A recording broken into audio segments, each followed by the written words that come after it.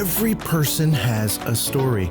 Some shape us, some break us, and some help us heal. Join sisters Kim and Bibi as they explore mental health, trauma, relationships, and personal growth through honest conversations, lived experiences, and professional insights. Jojo, is that you? Is it really, really you?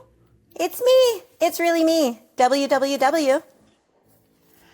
I'm at home with my dog and I'm recording a podcast. WWW. I'm at home. I just got home from taking our mom to get her haircut, which was a whole feat since she just broke her pelvic bone. So I'm home and I'm sweating a little bit, literally. And I think I'm by myself. Ruben might be home or shortly home. And I'm also recording a podcast. Yeah, that sounds like it was a lot of work, even though it seems like such a simple task. Go get my haircut. Let's go. Okay. Yes, from a wheelchair to the car with a walker inside. Oh, anyway, it was good to get her out, but I'm glad to be home. Yes, I bet. Guess what? What? Who would you say is the one person that I talk about the most currently in my life? Hands down, Josi. Josi Mara Smith. And guess what? What? She's with us today. Oh my gosh! I am so pumped. Honestly, I've heard so much. I think I've met her once, which makes me feel like I have met a celebrity. I'm not even kidding. I'm so pumped to hear about her wisdom, her knowledge, everything she has fought for. Just what I know about her through you and through bits and pieces I've kind of, because I've read up on her, obviously. Of course. I'm just so pumped that we get to have her on our podcast. Yes. She's the lady that she touches anything and it turns to gold. I am not even kidding. She is a licensed and marriage family therapist. She's been a therapist for, I think, 10 years, and she recently wrote a book. So all that wisdom that you're wanting to know, if you download her book, there's so much of her wisdom is in that book. And it's, when you pick it up, it's a thin book, but my goodness, chapter 7 alone could be a whole nother book. So I'm hoping that there's a part 2. Awesome. I can't wait to read it, to hear it, all the things. So with that being said, Josi, welcome Josi. Thank you. Hi, guys. Hi. So good to be here. Second JoJo. Yes, Jojo Jr. So awesome. Yes. I am so happy that you guys are doing this, and it's such a brilliant idea. When Kim was sharing with me what is it all about, I was extremely happy and even happier to be here, being part of it. It's a privilege. Thank you. Thank you. the privilege is seriously mine. It's whenever I'm around you, I'm just like taking notes. She said, what? I just want to record you wherever we go. It's amazing. So I'm really excited about today. The one time I was around you, I wanted to record it too. I went to a ladies' Bible study and you taught about, I think, ambiguous loss and maybe some of the color code. Oh my word. It may not mean a lot to people, but once you broke it down, I have gone back to that several times and I've talked about ambiguous loss to so many people and I learned it from you. So thank you. I'm glad. Yeah. It is definitely something that I didn't know anything about it until I went to school and they let us pick a project. So I picked grief, and in studying grief, I came across Paulina Boss, which is really the queen of ambiguous loss. And I was the same. I was like, why is nobody talking about this? So it could be a whole nother podcast just for that. Yes. Well, and as you're talking about that, like, I want to kind of tie that into your book. Did you experience any ambiguous loss as you were writing your book? Or I guess maybe rewind a little bit. This book that you wrote, From Broke to Booked. Okay, let's intro into that first, because I know that I like to jump into everything and I just want to deep dive. But tell me a little bit about your book first before we do a deep dive. Sure. In 20, you were right. I am in private practice. I am practicing for 10 years. I have always been private practice. I've never done, I've never worked for someone else in this field. About 5 years in, I started noticing a big difference between my practice and other of my colleagues' practices, where I was full and I was booked as I wanted to be. People were struggling. They were like, are you guys also struggling to find clients? Is your practice as empty as mine? And I'm like, no, mine isn't. So I really started to observe this pattern. And I decided to create a class called Master Your Finances, Ethical and Effective Strategy Tools for Growth, which you were there, Kim. And then that class turned into the book. So every PowerPoint of that class was one chapter. So that's how the book started. And after that, I did my research, and I have been trained in internal family systems ever since. That's the chapter 7 that you said could be a book on its own. So I have added some things, but that's how it started. And really with a deep dive for myself in how did I grow my practice? Because I'm not a fancy person. I'm from Brazil. I'm not even from here. How did I go from zero? Because I was a baker before. How did I go from being a baker to building a private practice that is, according to research, top 1 in private practice in the United States? Wow. So for me to make that class, which turned into this book, was like, what did I do? I really traced it back.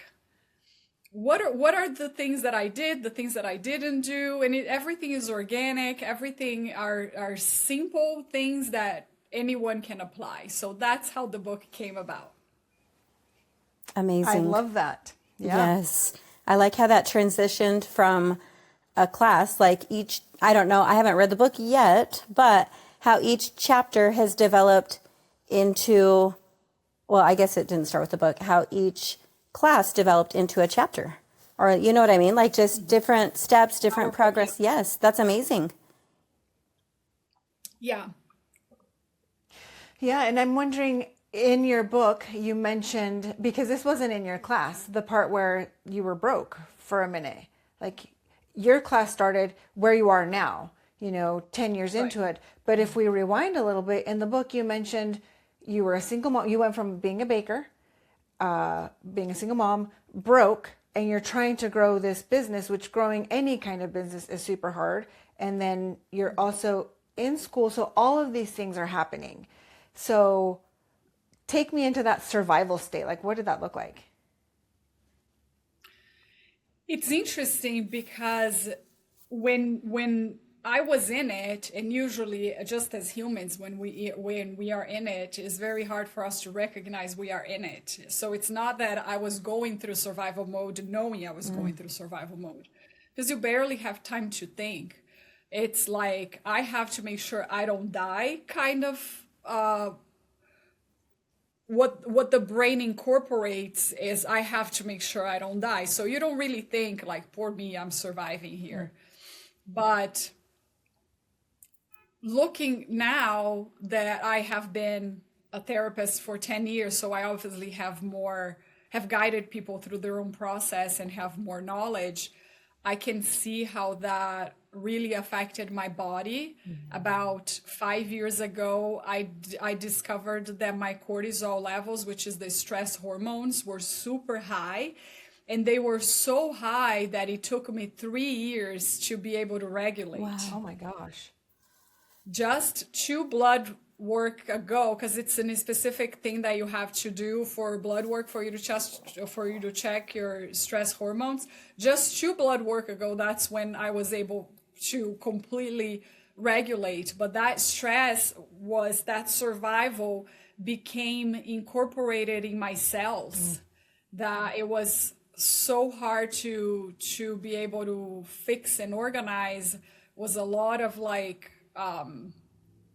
well, my own trauma work, but also I took a lot of supplements, especially designed for it, and a lot of blood work to see is it working, it's not working, plus hormones and several other things. But I would say it was more like go, go, go, go, go, don't have time to think. And then my body was incorporating, the body keeps the score, right? My body was observing all of those things.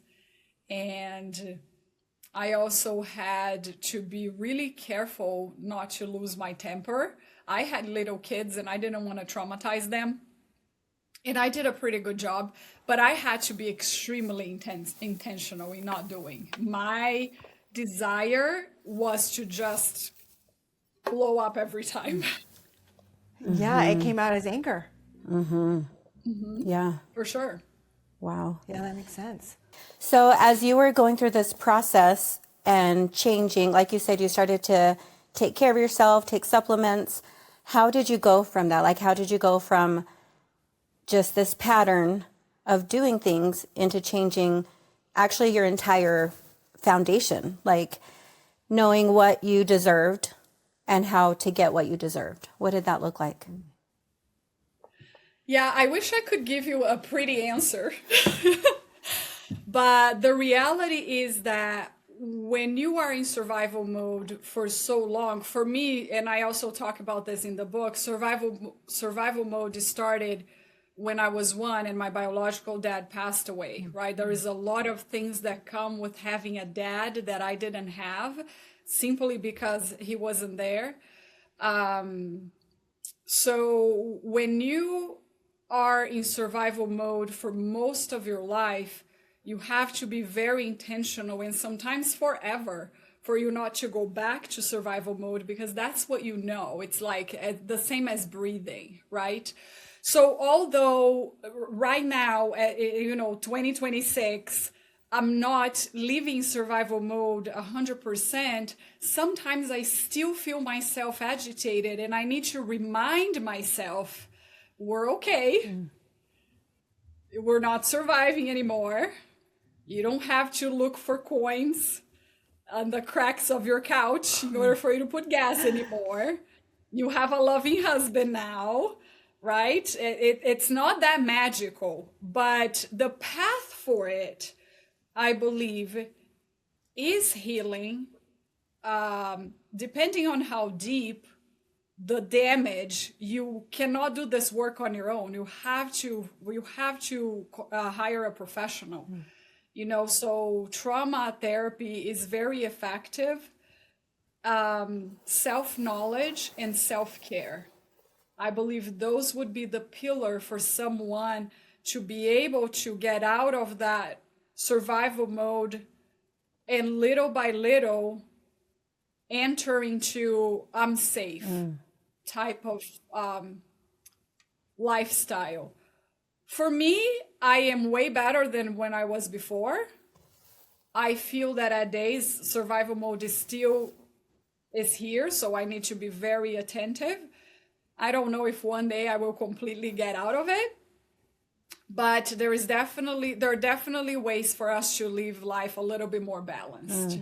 And that self-knowledge, that's something that you mentioned in your book, right? Is self-knowledge can really, it is a pillar of... It's a superpower.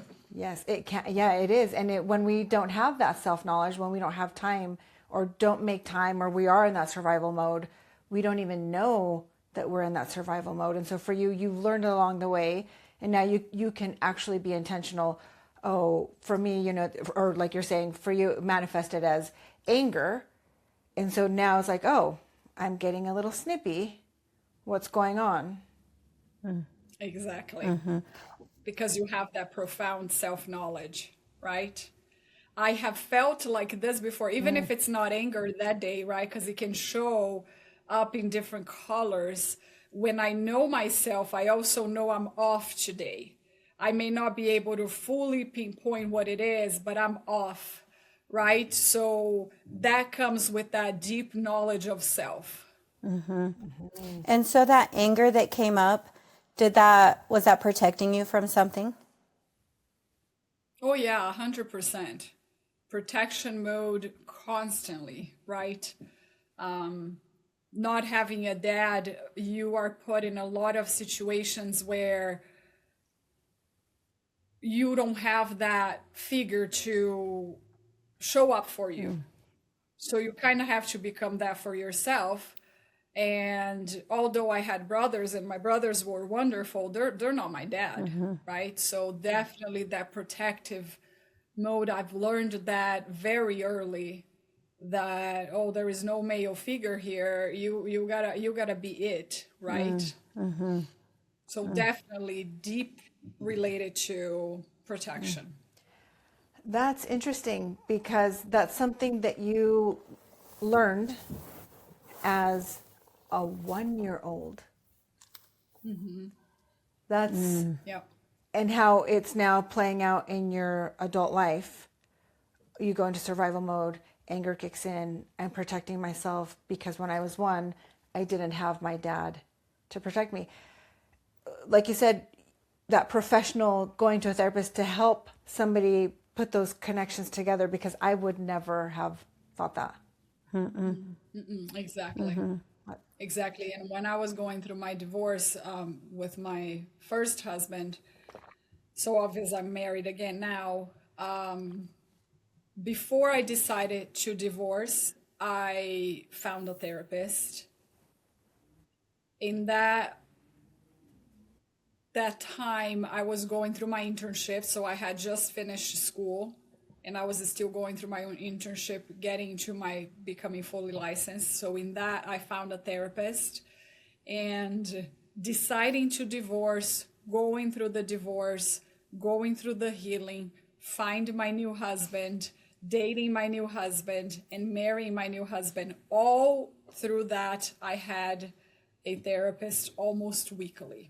For 3 years, I went to her weekly. That's how broken I was and how much I desired normacy. I was like, I don't know the answer, but I know I can be healed. So that is how thirsty I was for healing.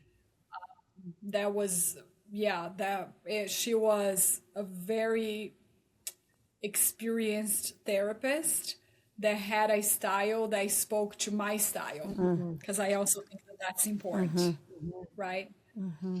And I couldn't have done all the work and put all the pieces together if I hadn't had that professional help. Especially in the midst of literally surviving and going to school, being pregnant, going through a divorce. That right there is so much. Yeah. But now you've added so many layers, and to know healing is possible. That's amazing. And so, because Yeah. of this situation, it seems like you were probably overextending yourself, right? You were doing all these things. How do you find that middle ground? I know you said you were going to a therapist weekly, but then can you tell us how you start putting that into practice, like little by little in real time? Yeah. One thing I knew when I divorced my first husband, which was a complete shock. I never thought I was going to be one of those divorced people, like, ever. One thing I knew for sure, I didn't know a lot of things, but there was one thing that I knew for sure. I wanted to become the best version of myself ever. So I looked into healing myself mentally, healing my finances, healing my body, and getting a strong spirituality, right? I like to see life as a triangle: body, soul, and spirit. So I was on a quest to become the best version of myself. That was my goal. I had two goals. Survive. Actually, I had three goals: survive, not mess up my kids, and become the best version of myself. Easy to achieve. Easy peasy. So because I was in that quest, I always had that triangle in mind: body, soul, and spirit. I found that fighting classes in that at that time Muay Thai was really, really like a self-care for me. Sometimes I would get into the class anxious, fearful, all the things, and leave completely like brand new. And I punched those bags like there was no tomorrow. I remember some days like really punching those bags. Um, so that helped a lot. And I also had a therapist. So because I was in this quest of becoming the best version of myself, while I was surviving, I already had established some pretty awesome outlets. So I was able to, you know, clean up my cup in a weekly basis. Because ideally, I would have liked to go to my classes 5 days a week, but some weeks I would only make 3 days. But it doesn't matter. I had, you know, I had a goal. I had a goal in mind. I always like to say, if you don't know where you're going, you're never going to get there. And I knew I wanted to become the best version of myself. I love that. If you don't know where you're going, how are you going to get there? Yeah. And so you said, I had goals, and these were the goals. And part of that included, like, I know that it's possible to heal. And so was that just like an internal thing? Or like, how did you know that it was possible to heal? Like, I don't even know that I've ever had the thought, I need to heal. I mean, because I had so much trauma in my life, it's like, I need to heal. How did you know that? Yeah. I think part of what helped was because at that time I had already finished school and going to school to become a therapist, you learn a lot about those processes. And because I was fresh from school, all of those theories, all of those books, everything was really fresh. And we have a lot of neuroscience backing up healing is possible. I mean, we have the concept of neuroplasticity with neuroscience. So I believe part of it was schooling and how much that helped for me to know. And innately, something that I was born with was a resilience, right? And it's a DNA thing too, because my family were resilient, right? We were farmers, 3 generations of farmers. So at that time, my grandmother, my grandfather, my grandmother, my dad, they would go to unexplored parts of Brazil that literally didn't have anybody there. Wow. And they would work the land and create a farm. So this resilience, make it happen, I think it was one of the good things that I inherited from my family. So I think it was a combination of this resilience and also what I learned from school. Generational resilience. Oh my gosh. So I've always heard, generational trauma, generation, all the negative. But to think generational resilience, like that is really, really powerful. Generational positivity too. We inherit the good and the bad from our ancestors. We are a sum of 3 generations before us. Not only not only the negatives, but the positives too. Ooh, say more about that generational inheritance, because we do inherit the good and the bad. I've been so focused on the bad, and that is one thing I've noticed about you. For you, it's usually positive. And I'm like, is it that it's SFBT, this solutions focused, therapy where they focus always on the positive? But I'm like, no, because she's always freaking positive. So tell me about this, like, inheritance, the good and the bad. Yeah, when we inherit, right? Rather if it's DNA or physical, if you inherit a property, you are going to inherit the good and the bad of the property. When you inherit your DNA, we don't just inherit the good or the bad, we inherit it all. right? We are a sum of three generations before us, whether if we knew them or not. As an example, my oldest brother and I, we had the same dad, the one that passed away. And he was 3 when our father died, and I was 1. So he had very little time to be with my dad. And everybody says, you walk like your dad, you talk like your dad, you sit like your dad, you function mentally like your dad. He's a copy of my dad, even physically. People are like, thinking like he came back alive. That's how much they look alike. And he had very little contact with him. So that is that, like some people say, like, oh, you have, I'm kind of digging to my history a little bit with my mom now, and even recording some things. And she has stories of my great grandmother. And we are so much alike. And I have never met her. Yeah. I was like, she's the one that would fight someone on the street to protect her family if she had to.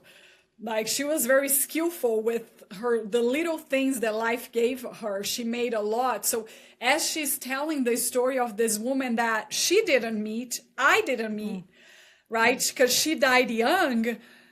I was like, that's me. Yeah. Right? So when we inherit the good and the bad. We talk about generational trauma, and we talk very little about generational blessings. Yeah. They are as present. We are a sum. The good, the bad, the ugly, the awesome, all of it. Yes. Even the picture that you painted of when you inherit land, it comes with good and it comes with bad. You said something about your great grandmother, how she would fight anybody on the street to protect her family. That's that resilience piece, right? Exactly. And it speaks into your Muay Thai. Like, she would fight anybody. And Exactly. you've told me about the bulb that you have at your house that, you will kick around, or, needing to let out some of that energy. That is really cool to hear.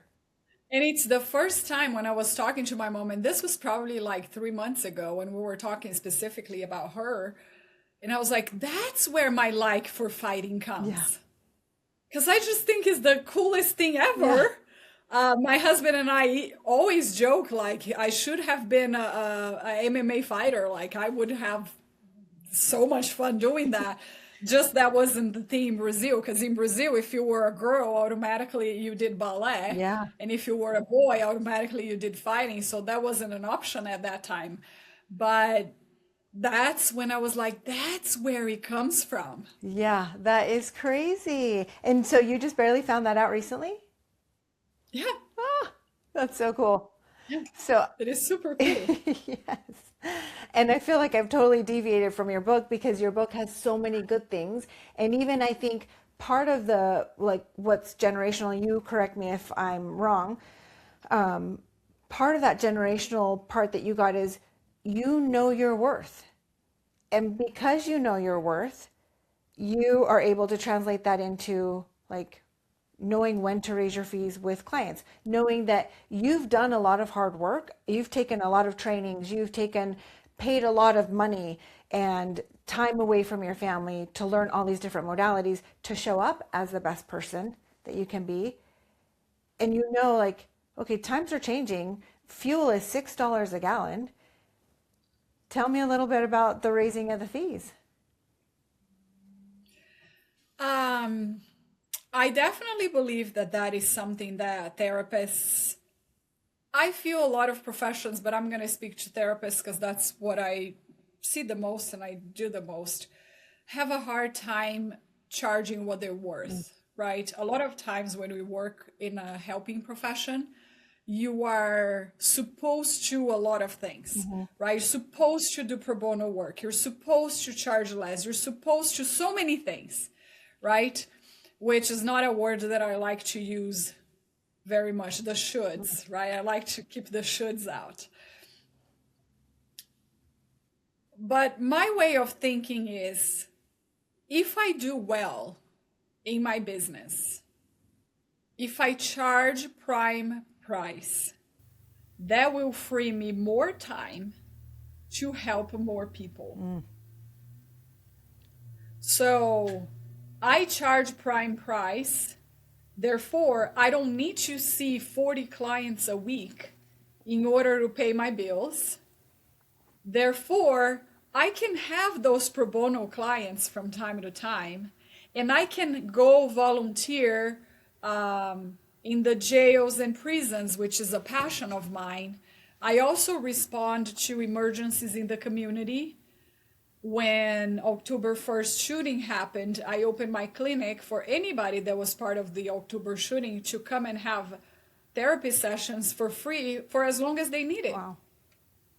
Right? Wow. Sometimes schools or churches or hospitals call me from time to time for me to go and do some kind of training on an emergency that they have, or a chaos situation that they have, and I don't charge for those. So because I charge prime price, because I charge what I'm worth, then I can help more people. So I believe that that is the true meaning of a caring profession, a helping profession, because you're also helping yourself. You're not going home busy, mentally busy. When is the next time you're going to be able to eat or pay the bills, or if your gas is going to be cut or your water is going to be cut? No, you can really show up extremely well.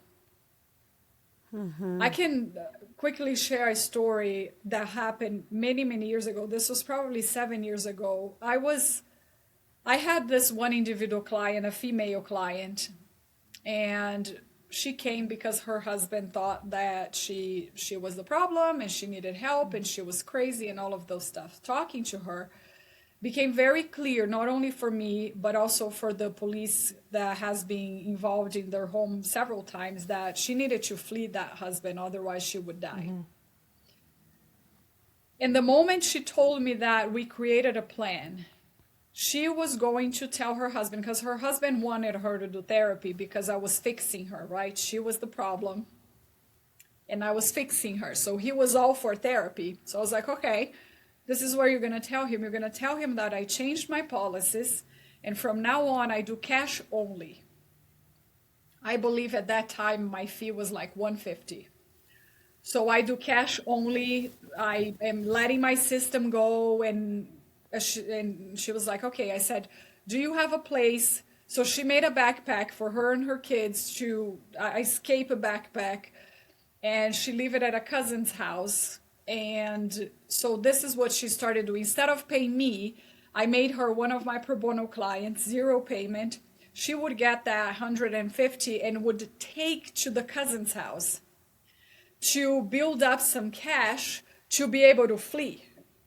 And we did that for months. We're like, we either going to wait for you to have a good cash flow, or we're going to wait until, like, if you don't leave, you're going to die. Wow. And we kept assessing. Every time she came, we kept assessing. And instead of doing therapy, because she was the problem and she needed to be fixed, we started working with the police department, with Safe Nest, with other places in town in order to make a plan for her to flee. When it was time for her to do so, which she ended up going to a different state for a while, she had a significant amount of cash because I wasn't charging her. The $150 every week she was saving, right? So this is me responding to an emergency in the community. Meanwhile, I was still able to pay my bills. I was still able, at that time I was still a single mom. I was still able to show up for my kids. And mind you, I never got alimony, and my ex never helped me with a dime as far as the kids go. So school was on me, everything was on me. That did not, because I charge a good fee, I have always charged the amount that I have to the level that I was. I could help this person, but I wasn't sacrificed feeding my own kids. Yes. And I believe that that's the worth. That's the true meaning of you charging what you're supposed to. You are able to help more people. I didn't even think about it. I didn't have to go home and do some calculations to see if I was able to figure that out and help her out. Like immediately I was like, this is what we're going to do. Amazing. So it sounds like because you were taking care of yourself, which newer concept selves, then we can in turn actually help others. If we're not taking care of ourselves, then everything else will consume us, and we can't give back to the community, to our friends, family. And what you said, oh my word, that blew my mind. The care that you had for that client and the like so strategic and loving towards each person involved. You were loving yourself well, you were loving your client well, and you were loving her spouse that also needs help in a way that maybe isn't a typical way. Like I used to think love was just saying yes. So you saying, helping her to say no just helps everybody. That's incredible. Amazing. Yeah. Because he could have easily have ended up in jail, which he didn't. The client came back, by the way, after more than a year and did a check-in with me and ended up divorcing, and nobody went to jail. And, you know, little by little, the father is able to reconnect with the kids. You know, so yeah, you are right. Loving is not necessarily fluffy and glitter and butterflies all the time. There's several ways of doing love. Blew my mind. I could end here and be like, okay, I'm going to go ponder this and write it down, because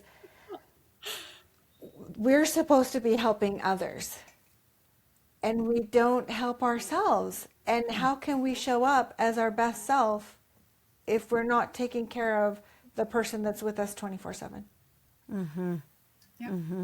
And giving ourselves the value. Like you said, you know what you're worth. That is not in any way flattering yourself. That's just knowing truly, this is what I'm worth. This is what people should pay me, because then with my time and resources, I can help others. Yeah. So cool. I'm also a big advocate of you charging what you are bringing to the table. If you're a therapist and you don't hear your client saying, I am changing, I am transforming, this was transformative, oh my gosh, if you're not seeing results, perhaps you need to spend your time doing more training. But if in your practice there is real transformation and you have the time and you have the resources and the trainings and people are getting real transformation, it's the same thing. I think of it as the same thing as shoes, which Bibi, you know much more about that than I do.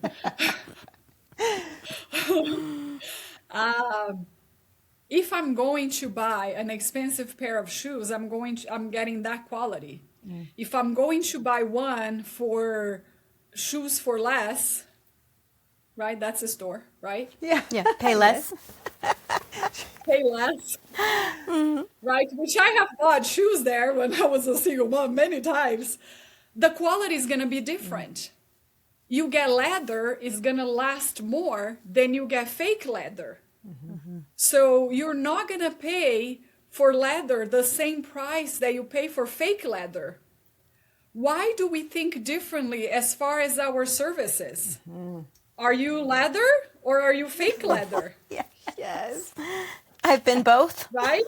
I've been fake leather for a long time. Me too.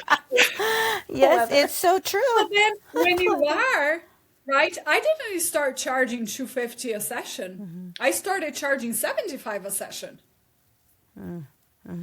Yes. Right? You refine is like wine, I guess. You refine, you become more expensive. Or diamond. You are a rock, a piece of rock, or you are a sparkly diamond. You need to charge according to what you're worth. Yes. Like a mattress, like what you sleep on. Oof. What, like it helps our whole body, or our whole body hurts. Same thing. Exactly. And though if you want a good one, and they're going to be expensive. Right. You're not going to find a good mattress cheap. that's the same. That doesn't mean you need to be stingy, right? With my jail work, for example, we hope about, and Kim comes with me, we help about 60 to 80 people a month for free. Yes. Right? So that's not, charging what you're worth does not equal being cheap with your time, with being stingy, Yes. Yes. right? It's the opposite of it. Yes. That's mind blowing. Seriously. And I don't want to end this conversation, so I'm hoping that you join us again because we're running out of time. And I'm on question like 3 or 4, and you, I'm like, I don't remember that being in your book, the leather and the pleather.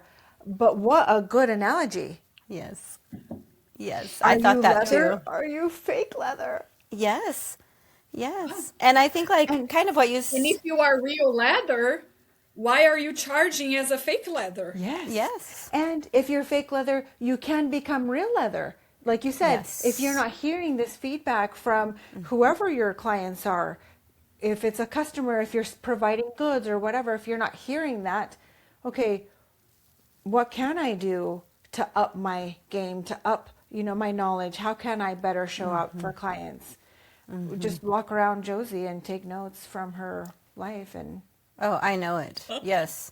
Every conversation we have. Josie says, guess what Yes. Josie said? I'm like, what? Tell me. I need to know. Yes.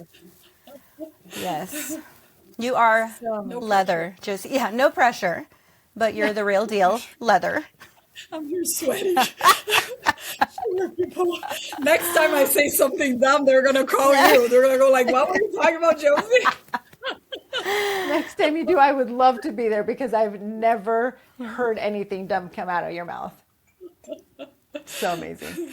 Well, thank you so much. And really, I would really love to move on to my, 5 other questions that I had that we didn't even touch because so Absolutely. much gold in just Yes. this one bit. I agree. Maybe we Yes, can actually do let's a do it. part 2 with Josie to finish off questions 5 through 100. Exactly. Exactly. I'm down. No, thank you so much. You're so awesome. I so appreciate what you, I've guys. learned from you through my sister. Yes. Yes. Yes. Thank you, guys. How Yes, can thank people you. Have a good find day. you before you leave us? How can people find you and where can they buy your book? Yes. So my book is available on Amazon. Looks like this. Amazon, right now we have the paperback, the hard copy, and we also have the ebook. And really soon I'm going to be uploading the audiobook, which a lot of people are excited about that. And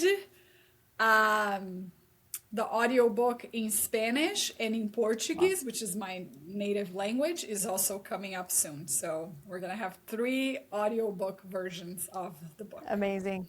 And then you can always go to www.josimaratherapy.com or call me or text me. Text is the easiest way to get a hold of me.